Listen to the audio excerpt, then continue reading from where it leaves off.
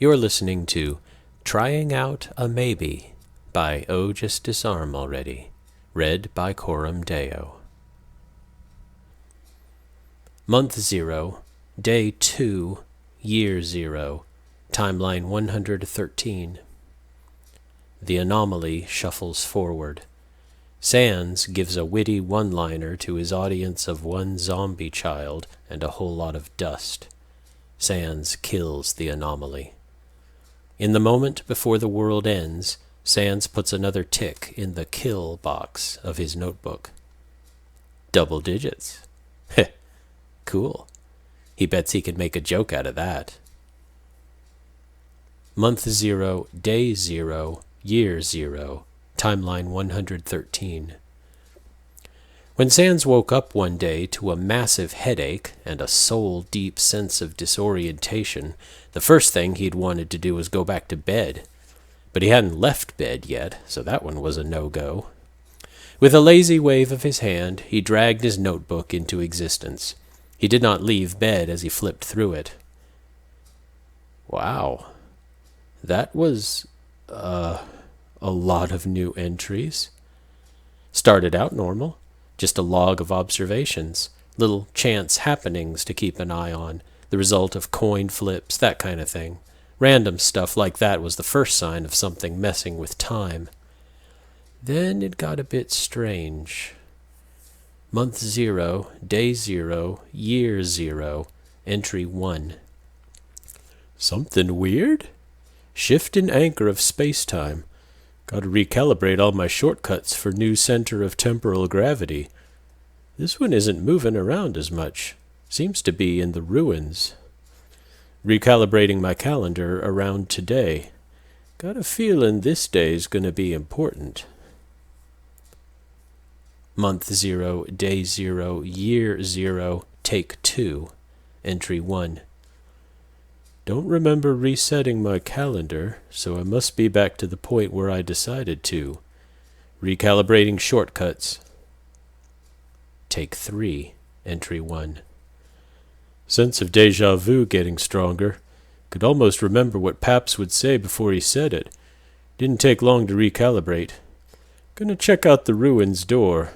Will update. Take 4, Entry 1. Apparently didn't make it to the ruins door. Trying again. Will update. Entry 2. Made it to door. Nothing strange. New anchor is moving slowly. No clear direction. Getting closer? Day 1. Timeline 4. Entry 1. Anchor is close to the ruins door. A little upwards. Moves around, but not far. Could be an object being moved, not a monster. Door lady hasn't been by. Day 2, Timeline 4, Entry 1. Nothing new. Day 3, Timeline 4, Entry 1. Nope. Day 3, Timeline 5, Entry 1. Apparently this is a second go at today. Hard to tell if anything triggered it. Anchor is still more or less still, moves maybe 20 meters away from central point, returns there at night. The entries go on for about a week, sometimes repeating one day or even just a few hours, but mostly moving forward. After 4 days with no repeats, there's a whole string of them. Day 11 happens 5 times in a row before its last iteration. Day 11, Timeline 13, Entry 1. One more try. If there's one more repeat, I am hibernating until today is done. Anchor still seems to be getting close to ruins door. Either it's a monster, or it's something a monster is carrying. Moves too much to be a household item. What keeps it from getting to the door? Entry 2. It's at the door. Entry 3. It's a human. Young, scruffy, striped shirt, pretty banged up, hurt, burns mostly, been crying. I still haven't heard from the door lady. Pretty sure she wouldn't let this happen to a human if she could help it. Gonna introduce myself. Entry 4. Intro went fine. Kid has a sense of humor. Terrified of monsters. Some bravery under all that. Maybe Paps would like him. Entry 5. Paps likes him. They like Paps. Even tried to eat his spaghetti. I could see how they got down here. They've got no survival drive. Entry 6. Kid's making friends like no tomorrow. Might not be impossible to keep them alive, at least through Snowden. The entries continued, chronicling the adventures of a human child, apparently, as Sans followed them through the entire underground. As near as he can tell, the center of temporal gravity must have detached itself from whatever it was attached to previously and ended up on the kid. Whenever they died, the timeline fell apart after them, and Sans would wake up a few hours earlier. Was it that their will to live drove back time whenever they died? Or was it that their will to continue onwards sustained the timeline and it fell apart without them? Which came first, the chicken or the egg? Egg, obviously. Sans had never even seen a chicken, but Temmies have been around forever. His notes indicate that the other Sans couldn't be sure whether the kid was actually aware of the time travel. They seemed to remember at least some things across timelines, up to whole phrases and conversations, but that didn't mean they knew what was going on. It wasn't exactly easy to ask without tipping his hand either. Apparently, he'd figured out that the time travel was linked to the kid's life and then stopped looking. That sounded like him. When stuck with an unkillable, potentially extratemporal human child, give up immediately and wait for the end. That wasn't the most interesting part, though. Apparently, the kid broke down the barrier without dying. His notes on that part were sketchy and full of gaps. Apparently, things had been happening too fast to write down. Timelines being created and collapsing, something like that. All he could remember was a vague sense of horror and despair that he didn't want to look too closely at. The notes ended with an entry about what the sky looked like, and a hope that it wouldn't be all taken away again. Then petered back to the normal coin flips and daily happenings. They didn't reset again. The kid remained a staple in most entries. Apparently they had stuck around. Sans had records of pranks played, life events. There was even a couple of plans for a birthday gift scribbled down. Alternate future Sans had been so unworried about the timeline getting messed up again that he had used his painstakingly constructed time-proof notebook to brainstorm birthday presents. And look how well that turned out for him. It wasn't clear exactly what caused that timeline to collapse. There are a couple of notes in the notebook, half pursued. Things like, Month 3, Day 25, Year 2, Timeline 74, Entry 1. Kid's been quiet lately. Tori's upset. Human thing? I'll bring him home after school tomorrow. Paps can cheer anyone up. Month 3, Day 28, Year 2, Timeline 74, Entry 1. Something weird about how the kid looked at me today. Probably imagining it. I'm seeing trouble where there isn't any. Day 29, Timeline 74, Entry 1. Kid doesn't seem all there. They're spacing out, talking to themselves. Getting sick? How bad is getting sick for humans? Entry 2. They say they're fine. They're probably fine. Day 30, Timeline 74, Entry 1. Figured out what's weird. Kid's smiling more. Kind of a creepy smile, but hey, if they're happy, right? Month 4, Day 2, Year 2, Timeline 74, Entry 1. I think something's and the log ends. The timeline must have fallen apart pretty suddenly, or he would have written something more helpful than, "I think something's wrong." Maybe he had been planning on noting what something was wrong with. Didn't matter anymore, though. Whatever progress he had made in that timeline was gone. Sans had never seen the sky. On a hunch, he checked his lab out. Sure enough, there was a picture there, with himself and Papyrus and some other familiar faces, alongside a goat monster and a human child he had never seen before. Each of them filled him with a sense of nostalgia. Well, nuts. Sans groaned and covered his eyes. Even if he didn't remember it, he had already done this. All of this. He didn't want to do it all again. He wanted to curl up in bed until it was all over.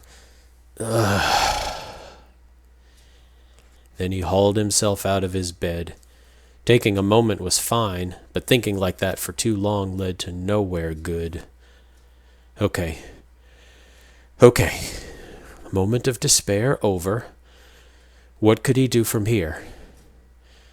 Well, if his old timeline matched up, he had a few days until the kid showed up, and then he could try to feel them out to see what they remembered. They might have a clue as to how the world had gotten set back so far, if they controlled the timeline consciously. Maybe he could convince them to not erase all of their progress next time. He was inclined to think that they didn't control it completely, though. His notes were sparse, but it seemed like they had been surrounded by family, and monsters were happy on the surface. Sans can't imagine that anyone would intentionally destroy that, not to mention all the effort they were signing themselves up for in order to get the monsters to the surface again. Their trip through the underground didn't sound like a cakewalk. No, something else must have caused this latest disruption in the timeline. The possibility existed that the kid would know what it was. Apparently, they had been struggling with something towards the end. Possibly.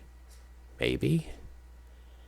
Had they lost, and the timeline unraveled itself until they existed to stabilize it again? Or was it a desperation move, leaping blindly back to the strongest checkpoint they could find in order to escape some enemy? Maybe they couldn't sustain the timeline past a certain point without help, and what he'd noticed in his notes were the effects of overextended determination in a human. Or was it something else entirely? Yeah, he'd need to talk to the kid. Even if the worst came to worst, and they couldn't help at all with the timelines, they apparently had the key to getting the barrier down without bloodshed. That was something Sans would be happy to see. And going by the notebook, Sans liked the kid, once upon a timeline. He was almost looking forward to meeting them again. That was before they stumbled through the door to the ruins, covered in dust. Month 0, Day 2, Year 0, Timeline 114. Now, Sans isn't totally sure how humans work. Biology has never been his strong point. But he knows that whatever else this thing may be, it isn't human. It isn't a monster either.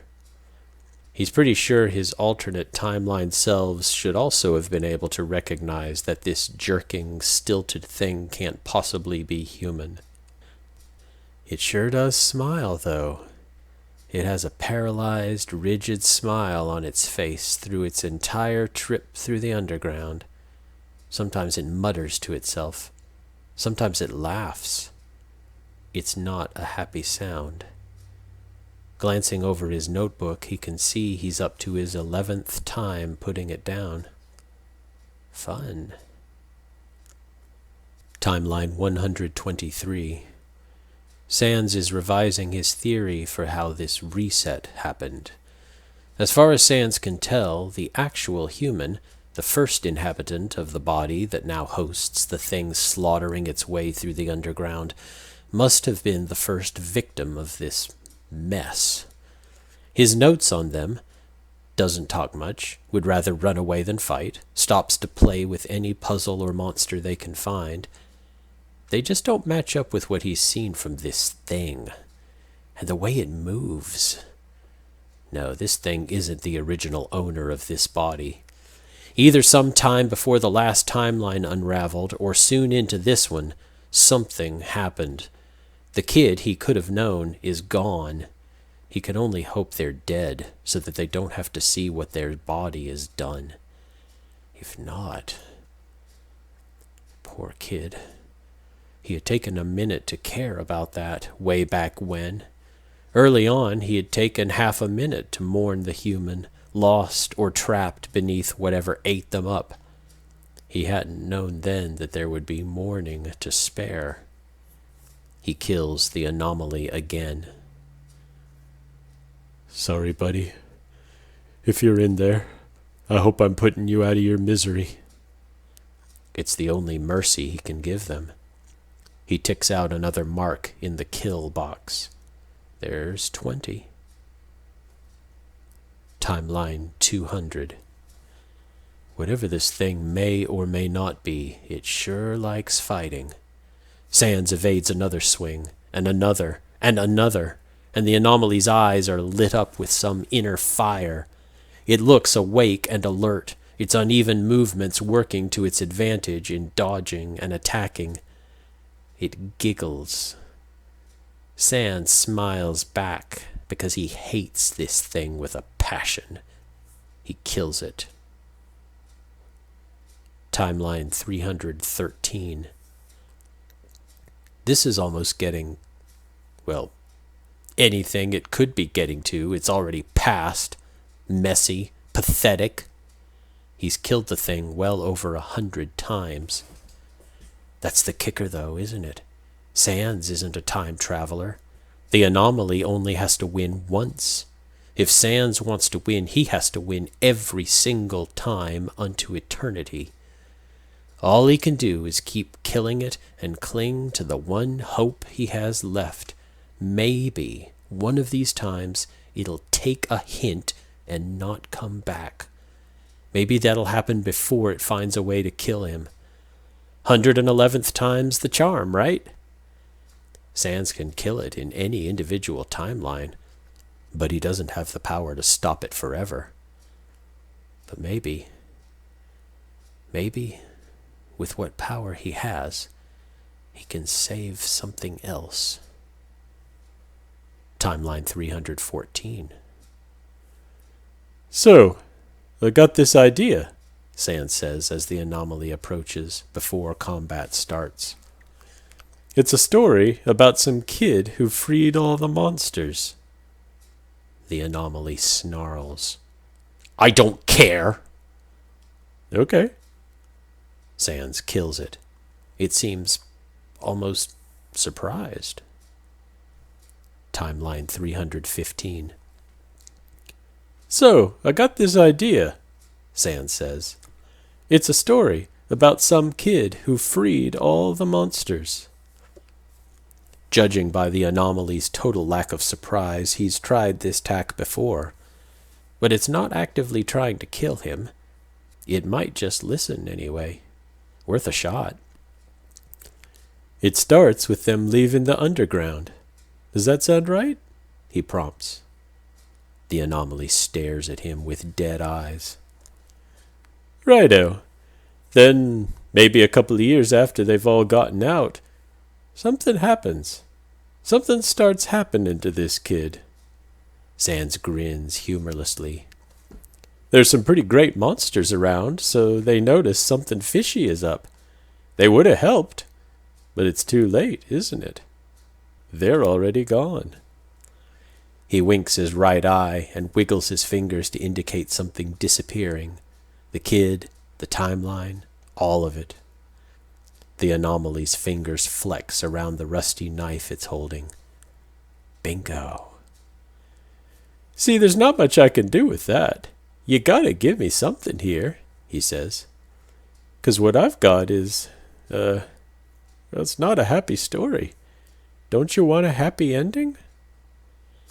The anomaly throws itself at him with a strangled scream, and combat begins again. Timeline 316. Sans briefs through his journal for notes. Man, looks like he's killed this thing a lot. It sure is determined. The last note reads, Month 0, Day 2, Year 0, Timeline 315, Entry 1. Tried talking.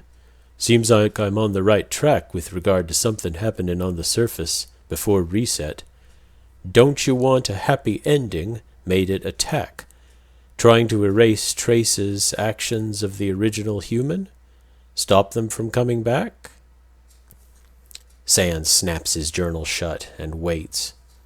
Sure enough, it takes seconds for the anomaly to be back.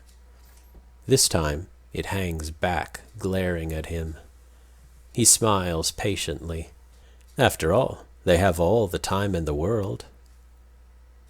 Wow, that thing sure can stare, can't it? Is that the beginnings of desperation in its eyes? It dashes at him. He kills it. Timeline 316.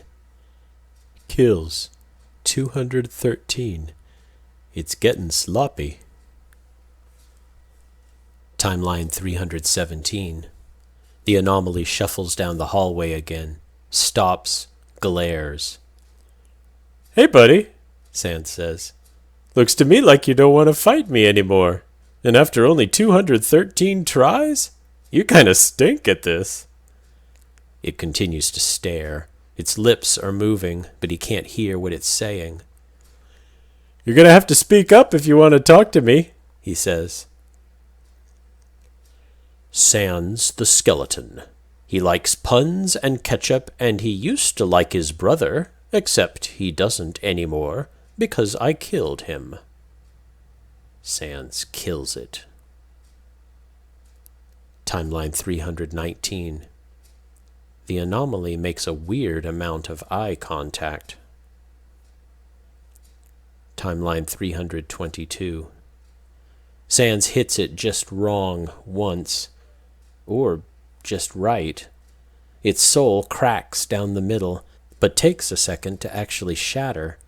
Its head struggles up from where it's hanging, limp from his attacks. Sans! Sans! You remember Sans? Wake up! You... The soul shatters. Month 0, Day 2, Year 0, Timeline 322. Kills 219. Wake up? Timeline 323. Sans doesn't know what the last entry in his journal means exactly, but apparently he's killed this thing over 200 times, so he'll try anything at this point. Is he trying to get him to remember something? Hey, kid, wake up, he says as soon as the anomaly approaches. It freezes, cocks its head like it's listening for something. Its eyes unfocus, then shoot straight to Sans and stay on him, steady and unwavering. Definitely not trying to get him to remember whatever it is, or it'd be saying something, right? But what is it listening for? A long, tense moment passes. The anomaly shakes its head, growls. Not good enough! It rushes him. He kills it again.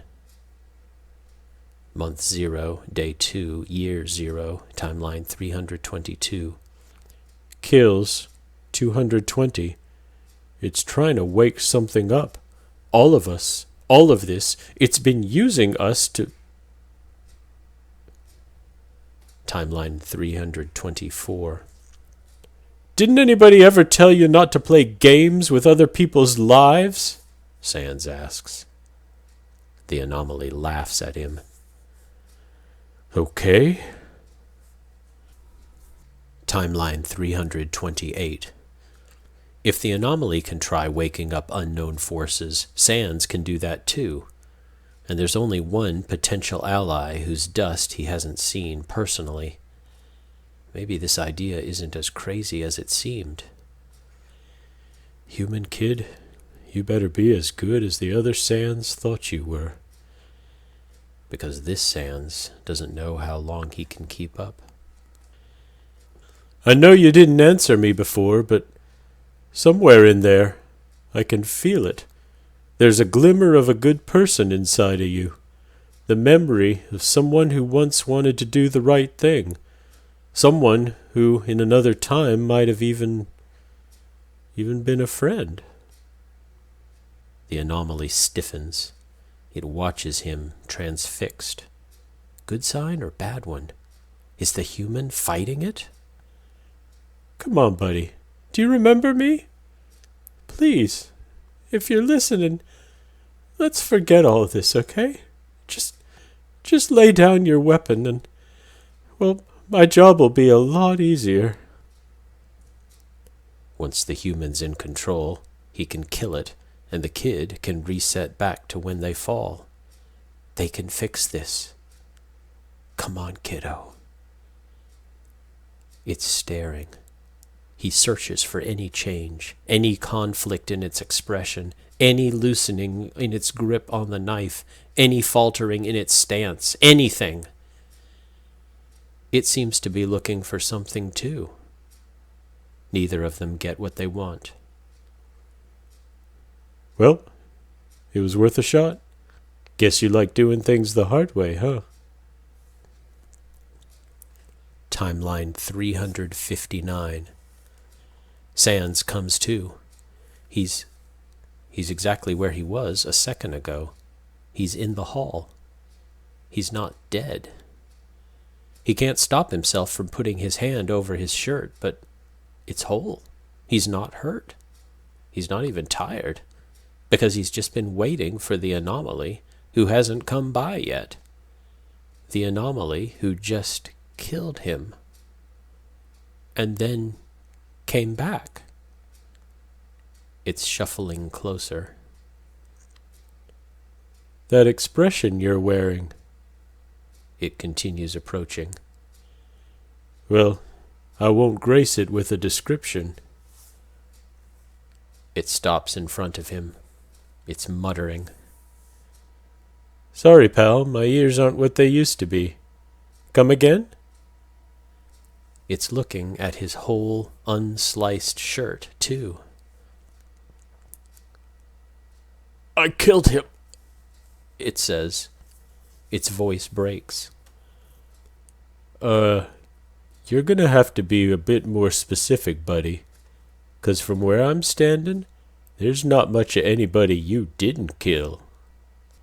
He's got a terrible feeling that they're not talking to him, though. They don't even bother starting a battle. They swing wildly at him with that knife they like to carry around. He doesn't even have to move to avoid it. He kind of wants to start the battle and kill them already, because the him of this timeline hasn't gotten the chance to kill this freak yet, and they unquestionably deserve it. But he's got some pretty strong evidence that that won't work out so well for him. I killed him. I killed everyone. I killed everyone. I'm going to erase this. I'm going to... The anomaly shakes, spine-racking, terrible trembles that make the rusty knife rattle like bones in their grasp. I am going to destroy this world. I am going to destroy every world. Everything you ever worked... It's gasping, hiccuping, staring at Sans like he can offer it some answer. But it's not speaking to him, is it? Not really. He already knows where this ends. The end of all timelines. The last death throes of the universe. It can't be holding the future over his head, because he's already given it his all, somewhere around 300 times. So who is he talking to? The knife clatters to the floor, and the anomaly falls after it, clutching it back up immediately like some sort of terrible safety blanket. Kill it now, or see where this apparent crisis of conscience goes? Sans touches Papyrus's scarf. He kills it. If we're really friends, You won't come back. One more tally. Timeline 369. Nice. The anomaly staggers forward and tries to kill him. He offers to spare it. It refuses. It keeps refusing to die. Sans is tired. Time to bring out his special attack. Here goes nothing, he says.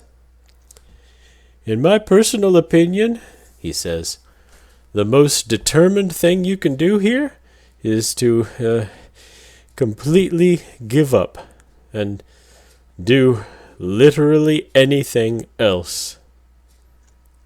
The anomaly glares furiously at him, standing across from him, but doesn't move from where he's pinned it.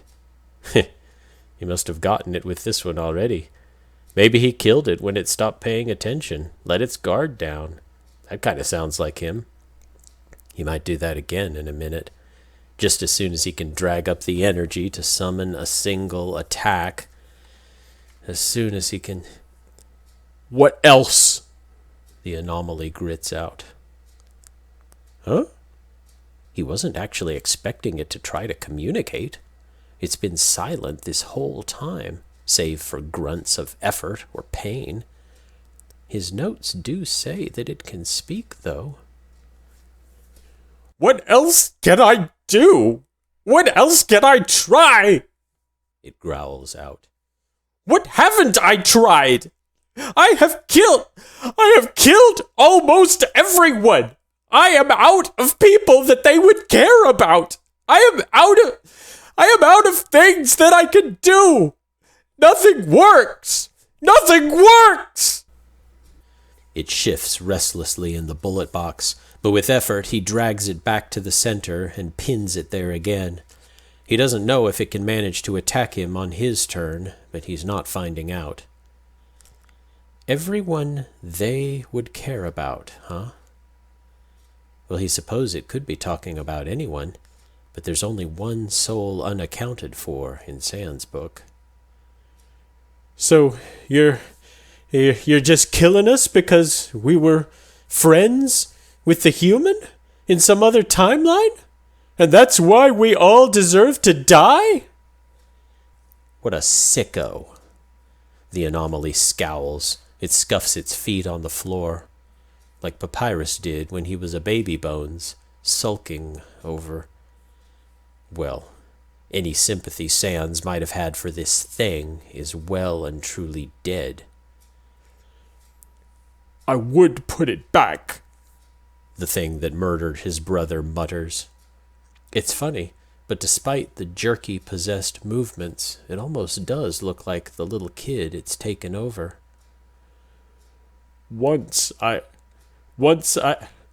After I would put it back, reset it all. No one is really dead. Sans can't suppress the snarl that builds up in his marrow. Papyrus is really dead. The lady behind the door is really dead. Undyne is really so much worse than dead. Everyone this thing has killed, everyone they've cut down chasing after whatever they want, no matter what they do to the timeline, they'll still be a dirty brother killer. They don't get to get off scot-free for the murder of Sans' entire species. Sans can almost drudge up the energy for that last attack now. The anomaly seems to realize its misstep, immediately looking around itself, back on guard. Time to wait some more. He'll kill it. He'll kill it. But this is really going to be his last chance. If he attacks and lets his turn end, he really doesn't think he can manage another attack after this. He won't waste it. Allow me to tell you a story, the thing wearing a child's skin says. The words sound like they've been dragged through concrete, but its smile is a little less malicious and a little more hollow. That's maybe good? Sans shrugs. Sure, I love stories. This one have a happy ending? It grimaces through that pinned-on smile. Its eyes are flat and dead. That remains to be seen, it mutters. It shrugs its shoulders, squirms a little bit, trying to get comfortable in skin that doesn't belong to it. It's a story about some kid who freed all the monsters, it says. They're a good... It shakes itself. They leave the underground with all the other monsters. They're happy. The anomaly's eyes soften just a fraction. It has too much LV to truly care about another person, but it at least expresses a memory of devotion. Sans itches to write this down. He yearns to kill this thing before it can keep talking, before it can try to excuse itself for the atrocities it's responsible for. But he needs the information.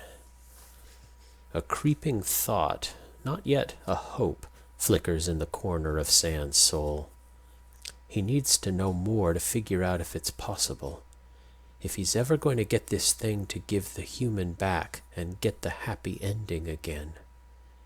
Maybe he can convince it. It's too late for this timeline, for this Sans who's already lost everything he took for granted. But maybe some other Sans can have his brother and his friends back. Maybe that Sans will remember just enough to tell Papyrus he loves him just one more time, just to make sure he knows. Maybe. You really don't know what you've got until it's gone. The anomaly's brief softness fades almost immediately, but Sans saw it. It wants something to do with the original human. If he can convince it that he knows how to make that happen, maybe he can get it to start over. Maybe. The anomaly continues. The child. They're disappointed in themselves because no matter how hard you try, you can't save everyone. But they have no reason not to be happy, right? Everyone is free. They're the angel everyone was waiting for. They are the future of humans and monsters. This is said with some bitterness. Resentment? Jealousy? Or does the anomaly just not believe in happy endings? Sounds like a whale of a burden, Sans prods. The glare the anomaly cuts at him tells him he's not sneaky, but it nods. Indeed. They're happy for a time. They have everything they've ever wanted, like some kind of dream that they never wake up from. Like magic, it snorts. They're so happy. They love everyone so much. They're a good child, a quiet child, an independent. It shakes its head. Its movements are a little less jerky, a little more empathetic. Interesting. They're the ambassador between humans and monsters. They spend all their time with a family that can't imagine a child being unloved. No one understands. Everyone loves them. Everyone needs them. Everyone needs them personally to solve every last dispute, every tiff between neighbors, to mediate between the fire department and New Grillby's, to smile and wave, to tell humans how much they love their new family, to convince everyone that peace really is an answer. Sans can see where this goes. I'm gonna guess that it doesn't work out like that, he says. The anomaly sneers. They already wanted to die.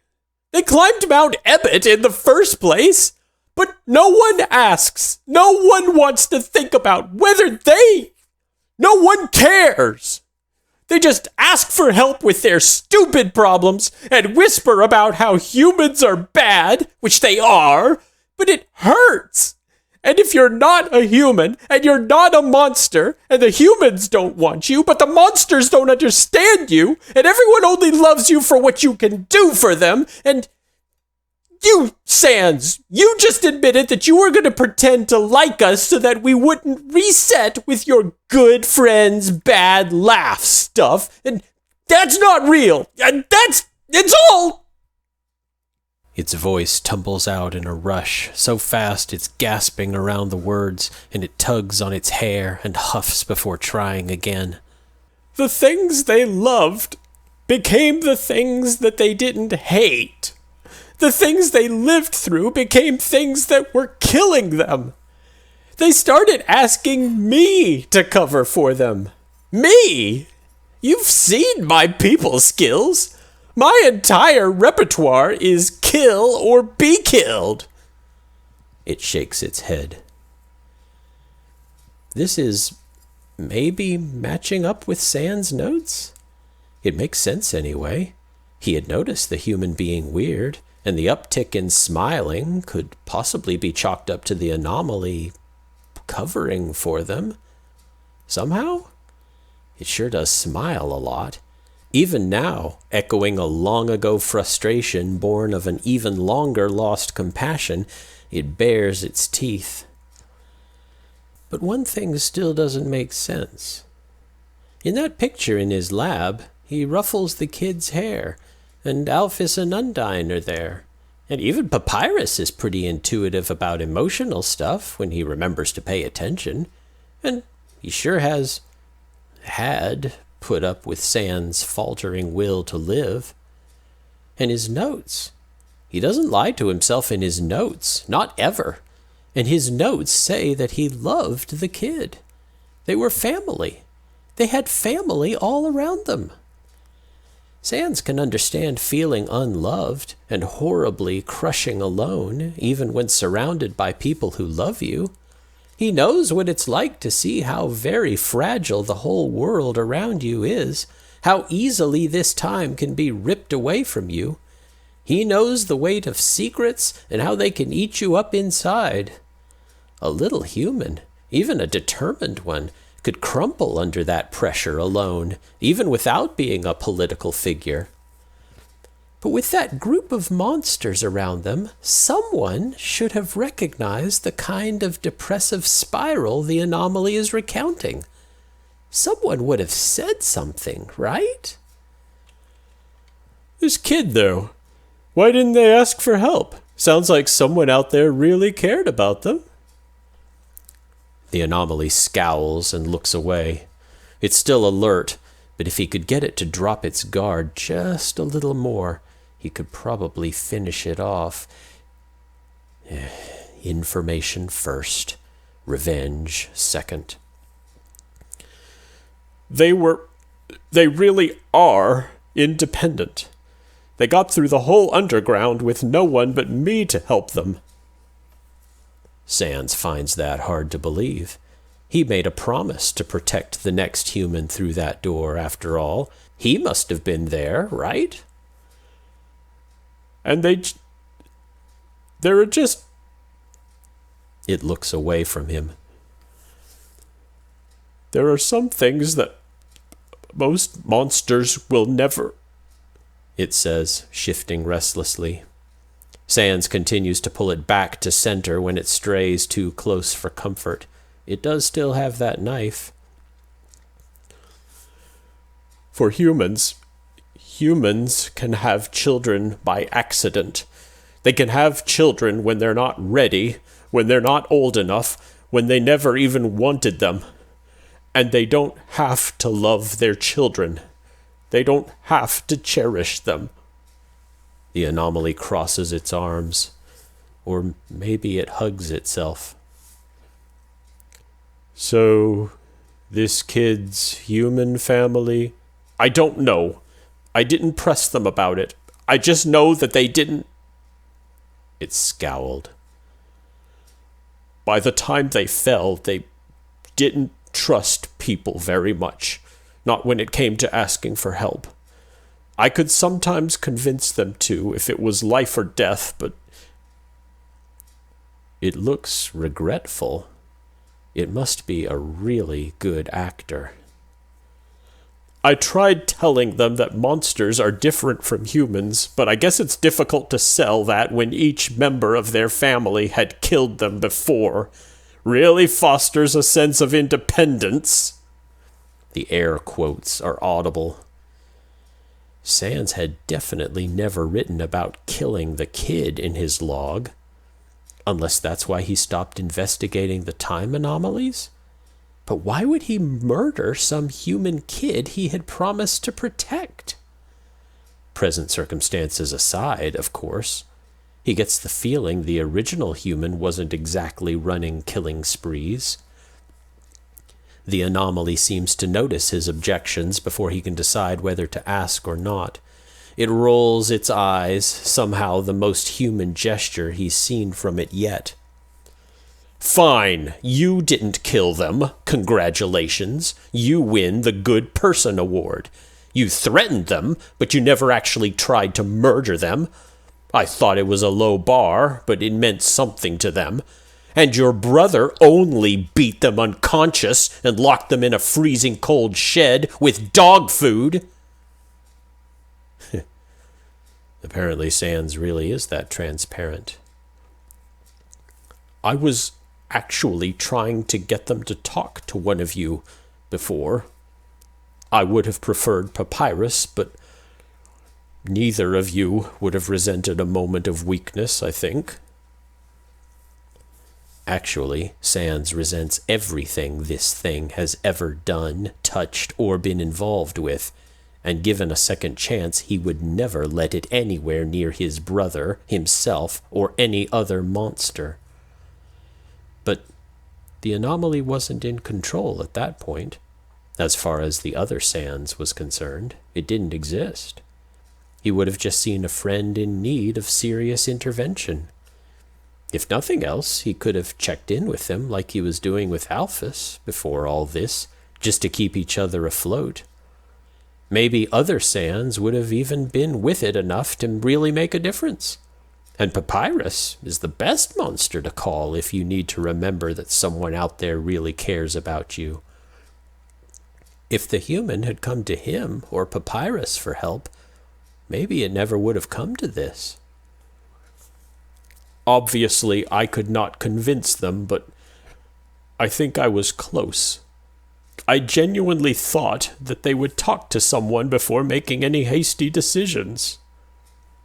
Some tug of remembered grief flits across the anomaly's smile before it returns, more strained than before.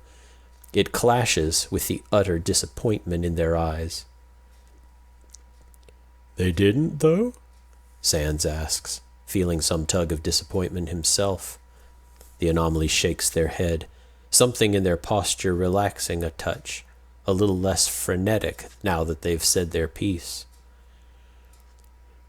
They asked me to take over for them for one more day so they could rest, and then they would talk to someone when they woke up. They promised, but they never. Is this what they wanted? Just to confess their failure to save their host? Or, oh, wake up. Oh, kid, that's not how this works. The anomaly glances warily around, as if he's going to stab them in the back mid-story, which he might have done before.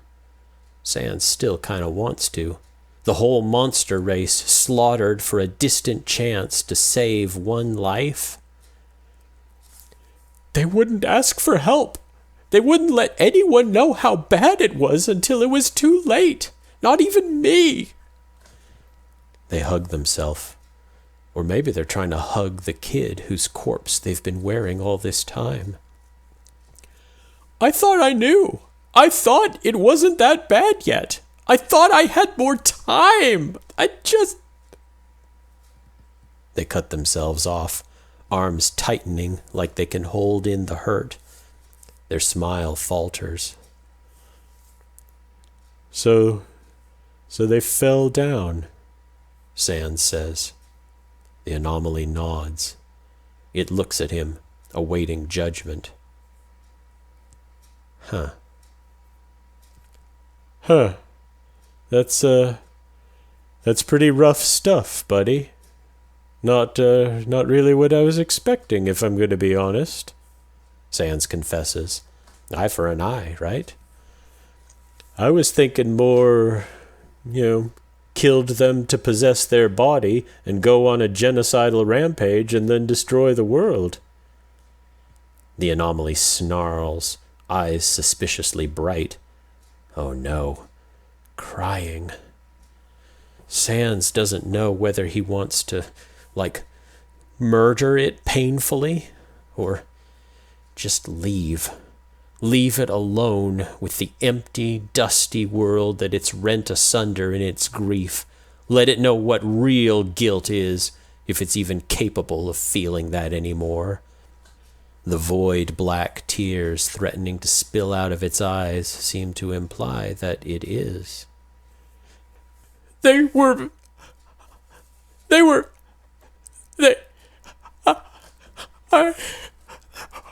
failed to protect my brother. The anomaly refuses to sob, but its panting, ragged breaths aren't much better.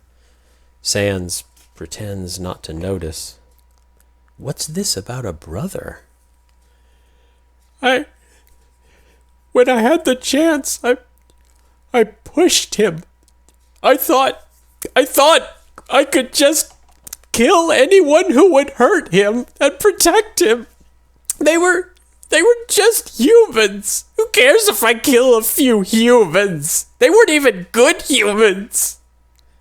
The words stutter out, and then, like a dam breaking, they rush through. Sans can barely understand them through the choppy gasps. I thought I got him killed because I'm not a good person. I'm violent and impulsive, and I manipulated him into it, didn't I? He didn't want to, and I made him. And I thought maybe when I woke up again and I was in somebody's soul, I thought maybe I'll get a second chance.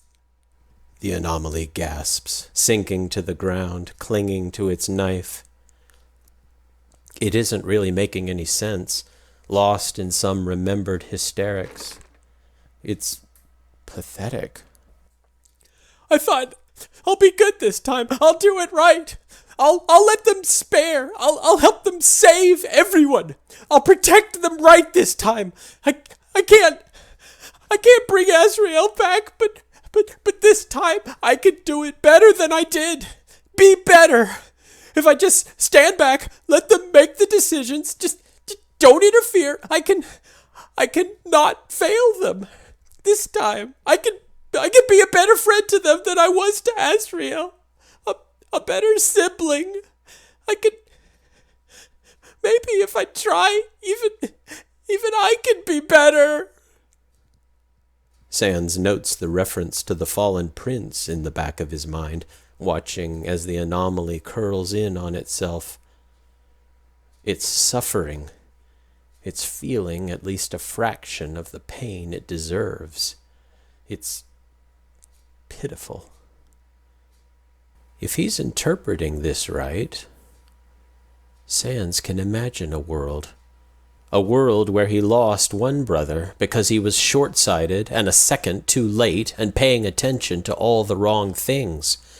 And if, after that, Papyrus fell down, and Sans could have done something, but he didn't, not in time, if Sans had to live through the loss of both his siblings, and each of them were his negligence and his carelessness and his fault, Sans stops imagining it. I mean, he's already near enough to that, isn't he? If I can't save them, if I can't I thought when they stopped responding, I thought they were still sleeping. I thought I just need to cover for them for a day or two, no more than a week, and then we'd get help, and things would be better. And I can still feel them. They're still here, so they're not gone. I just need to make them wake up, and it'll be okay again. But they wouldn't. No matter what, they wouldn't wake up. And I couldn't let everyone look at me and call me their name and steal their life from under them without anyone ever knowing they were gone. And I thought Azrael fought me when I wanted to kill all those people. The kid is stooped so low their head is nearly touching the ground. Sans could break their neck even without magic right now if he just stepped on it wrong. So, when your sibling went to sleep, you figured they'd come back if you just killed all their friends? Sans can't seem to make his voice as hard as he wants it to be. This thing has killed everyone, has gone through everything he had ever managed to salvage when his own life fell to pieces. They're curling around that knife like it's a last shot of redemption. If it meant he could have Papyrus back even for a second, even if Paps hated him for what he had done for the rest of their lives, Sans would kill any number of humans. Has killed one human already, hundreds of times. A human that, by all accounts, used to be a dear friend. The anomaly keens. Black drips across the floor under their eyes. Sans has won this battle more thoroughly than violence ever could. To be honest, he feels a little bad. But now's not the time to get cocky and sentimental. He's still dealing with a violent, unstable kid whose LV is too high to be trusted. He needs to consider his next move carefully. If he does this just right, maybe. But if he does it wrong, well, people like Sans don't get to go back and fix their mistakes. Sans plops himself down on the floor, a bit out of arm's reach, and thinks fast. How to stop the anomaly for as long as possible. Change its mind. How to change its mind? Convince it I have what it wants, or I can get it if it'll stop killing people. Might be able to appeal to guilt. What does it want? Its sibling back. A second chance. They just want their sibling back. Sans kneels on the floor of the golden hall opposite this crying child, this merciless killer, and holds onto Papyrus's scarf just as tightly as they hold their knife. For the first time, the scarf's weight on his shoulders isn't an enraging reminder of what he's lost, what they've taken from him. It isn't motivation to fight harder, to taunt more cruelly. It isn't something he can use to power his hate. He feels briefly ashamed that he would use Papyrus like that. He knows full well it isn't what his brother would have wanted. If Papyrus were here, he'd probably be offering the kid a shoulder to cry on, even knowing what they did. It's something he always admired in his brother. Paps really did believe that people could change if they just tried. Some part of Sans struggles desperately to hold on to his rage, his vengeance, but it melts to dust in his hands. Despite his best efforts, Sans' soul is made of love and hope and compassion. He's lost every last hope, save for one, but he loves his brother and the underworld that has become home. And in some distant corner of his aching soul, he loves the family he could have made on the surface. And even though 10 minutes ago he would have relished seeing the anomaly crying on the floor, Maybe Sans LV is a bit too high too. Maybe he's been looking in all the wrong directions. Maybe the terror that haunts his nightmares, the end of the world incarnate, the anomaly, maybe they could have understood each other in another world. The kid is winding down, he can see. It's not that the pain is any less, but they're running out of energy to cry and scream and hate everything. They're just shaking, curled over a rusty knife on the floor. Sans can relate. Perhaps I hope you're proud of me, Sans thinks, and does the hardest thing he's ever done in his life. Maybe even he can be better than he is. Floomp. The fabric makes a sound, loud in the echoing hall, as it spreads over the kid's shoulders. They jerk hard and hold a wince for a second. And when they don't die, they look up. Their face is stained with black tears, and their eyes are red and puffy as they investigate the red fabric over their shoulders.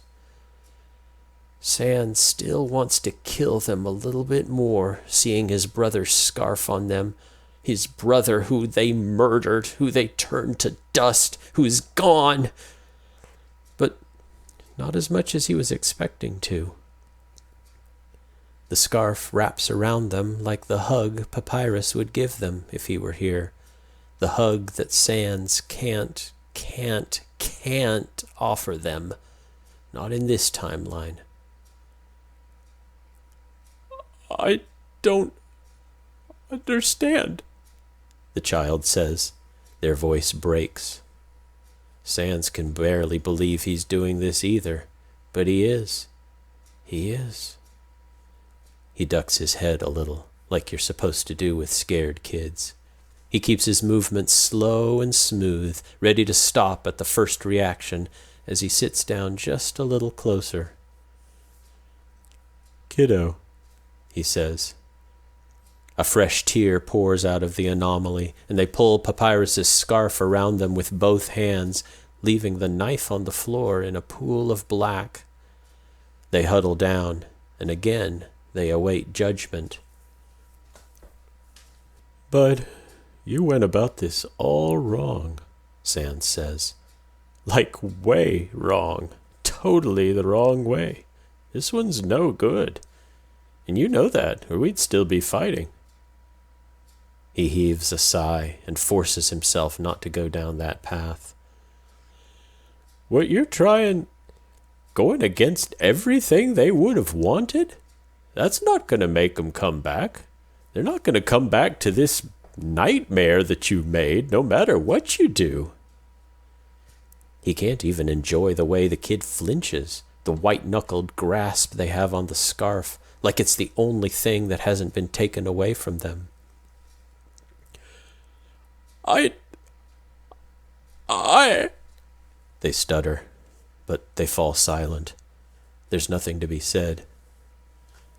Science, when they come back, we want them to be coming back to a world they can love, right? Somewhere where they can be happy this time. None of this. He gestures to the hall, the blood, the blackened tears, and dust. The kid stares. Sans chuckles. I bet you thought that I was going to say you can't bring the dead back to life, huh? At least he can still surprise the time-traveling, immortal ghost child. I thought you would have killed me by now, the kid confesses. Sans takes a risk and folds his arms behind his head. Nah, sounds like work. They goggle. It looks kind of hilarious, he's pretty sure, to that distant part of him that does things like joke around and make friends without killing kids while he's at it.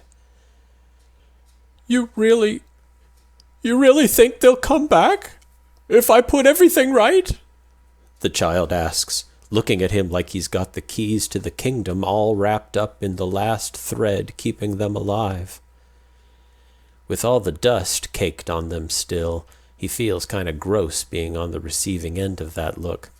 But, well, if he can get this right, those monsters won't be dead much longer, and this Sans' opinions won't matter. It's all up to next Sans from here. He winks his left eye. The kid startles. Hey, let's think about it this way, okay? If you wanted to take an extended vacation from life, and you came back and your sibling trashed your room and killed all your friends, you'd walk right back out the door, right? He sits up and holds out one hand. But if you look back over your shoulder and you see they cleaned your room, they did your homework, whatever it is you kids do, if they tried real hard to fix what they can of the stuff they broke, and they're ready to help you with the rest of it whenever you're ready, wouldn't you want to come home a little more? He holds out his other hand, pretending to weigh them for a second before sending one of them shooting up as the other crashes down. The kid furrows their brow in a look of deep concentration. If I try again, but I do it right this time, I can make sure that we don't agree to be ambassador. Or I could make it so that we only do work when we're on duty.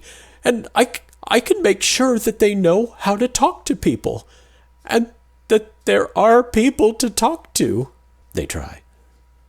Sans cocks his head. That sounds a little nicer to come back to than a dusty, empty hellscape. The kid continues. They're on a roll. Go, kid.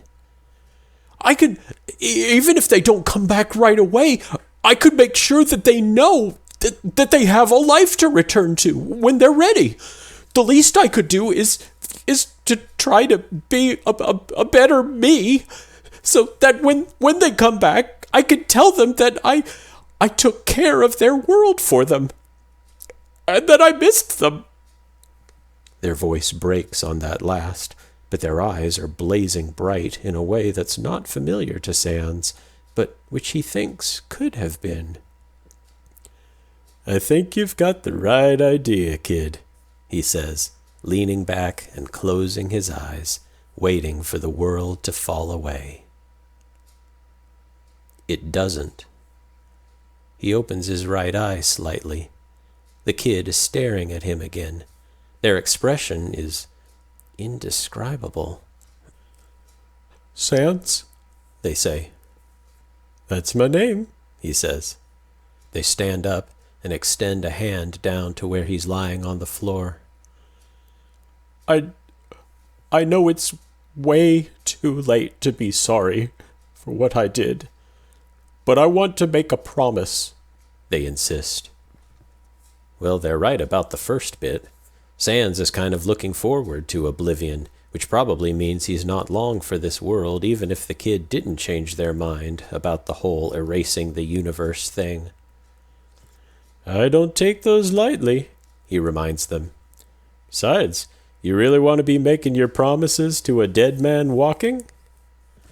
It's meant to be a pun about how he's a skeleton, and skeletons are what dead humans turn into, and he's not walking, he's lying down, but he thinks maybe it falls a little flat.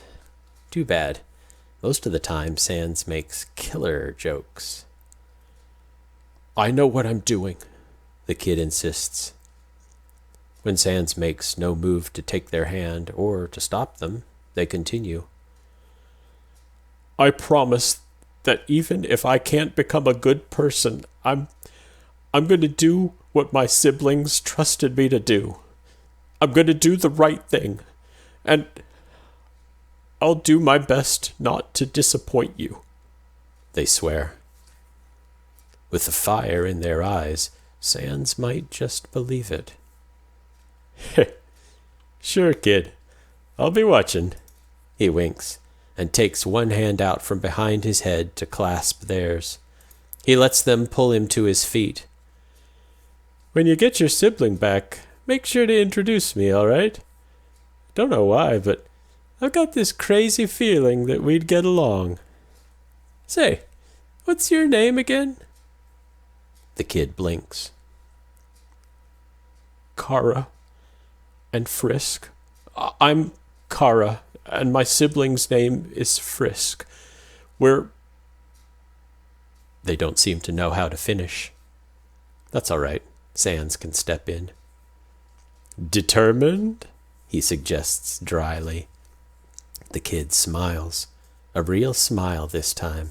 They even chuckle a little. They fish under their shirt for something and pull out a golden locket. Best friends, it reads. They put their arms around Sans' neck, and he stutters for a moment, dumbfounded. The little golden chain falls against his collarbones, and the heart warms his chest. Thanks for the scarf, they say, and then close their eyes. The golden hallway burns orange and then red, casting long mirrored shadows away from the two figures at its center. Knowing everyone is waiting for you, it fills you with determination. Month 0, day 0, year 0, timeline 370. Month XX, day XX, year 0, timelines 75 to 369. Nice. Weird. The pages of the notebook have been torn out here. All that remains is a golden locket and a hastily scribbled note. You're about to make 2 new friends, you lucky dog. Tell Pap I love him, and take care. Sans snaps the notebook shut. What a weird note. Past him. What in the world ended almost 300 timelines? This old locket? How? Somehow he can't be too worried about it, though. It's just a weird feeling, but he thinks maybe everything is going to be all right. For the first time in a long, long time, the thought gives him a tiny spark of resolve? Or willpower? Something. Not that thing you're thinking. That sounds like a lot of work. No thank you. Just a tiny spark of, he'll call it, life. Well, he gets out of bed. Time to start a brand new day. There's rustling in the living room, so he sticks his head out and calls, I'm going to Grillby's. Papyrus, do you want anything?